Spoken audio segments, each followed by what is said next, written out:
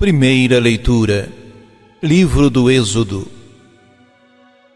Naqueles dias foi anunciado ao rei dos egípcios que o povo tinha fugido. Então mudaram-se contra eles os sentimentos do faraó e dos seus servos, os quais disseram: que fazemos? Como deixamos Israel escapar, privando-nos assim dos seus serviços? O faraó mandou atrelar o seu carro e levou consigo o seu povo. Tomou 600 carros escolhidos e todos os carros do Egito com os respectivos escudeiros.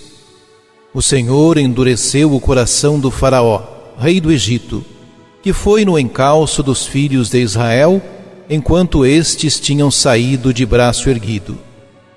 Os egípcios perseguiram os filhos de Israel com todos os cavalos e carros do faraó, seus cavaleiros e seu exército, e encontraram-nos acampados junto do mar, perto de Fairô, defronte de Bel-Sefom. Como o faraó se aproximasse, levantando os olhos, os filhos de Israel viram os egípcios às suas costas. Aterrorizados, eles clamaram ao Senhor. E disseram a Moisés: foi por não haver sepulturas no Egito que tu nos trouxeste para morrermos no deserto?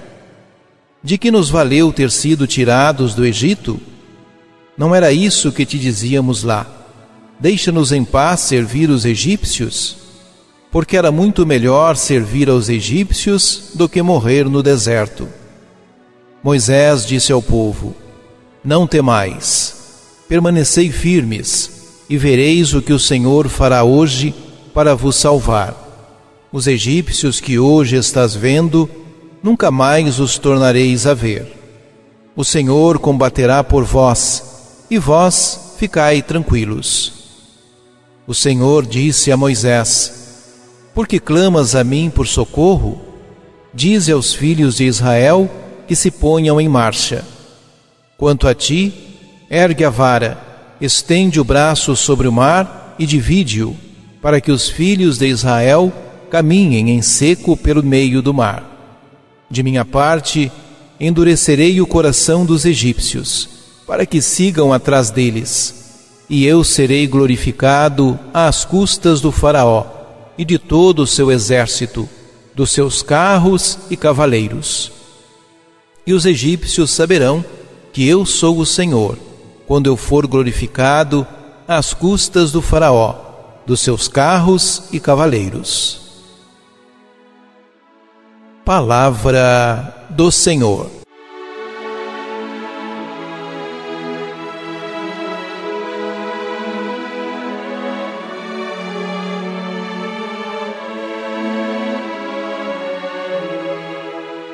O relato da saída dos hebreus do Egito é rápido, tal como foi a própria saída. Mas, agora que chegamos ao momento culminante do Êxodo, a passagem do Mar Vermelho, os narradores detêm-se a referir pormenores. A travessia do Mar Vermelho é um salto geográfico, mas é, sobretudo, uma mudança de condição. Os hebreus passam da escravidão à liberdade. Por isso, este evento é proclamado no Credo: Deus tirou o seu povo do Egito. É celebrado na festa da Páscoa, é cantado na épica sagrada e é histórico grafado em Êxodo 14.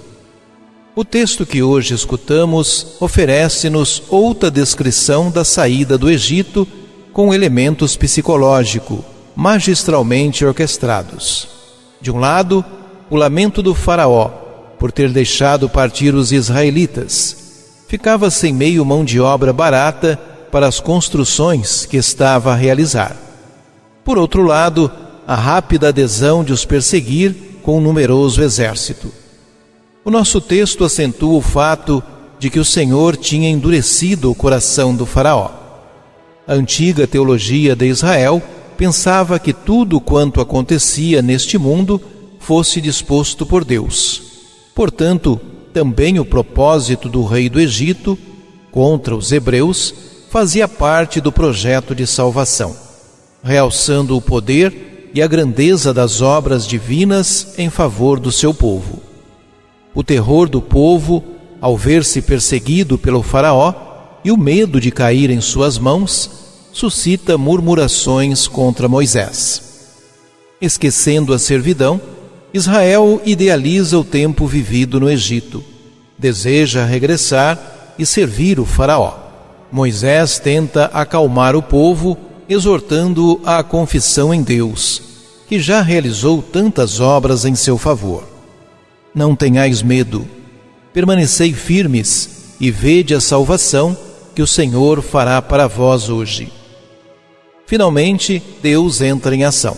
Manda a Moisés levantar a vara e estender a mão sobre o mar, que se abre em dois, e permite ao povo passá-lo a pé enxuto.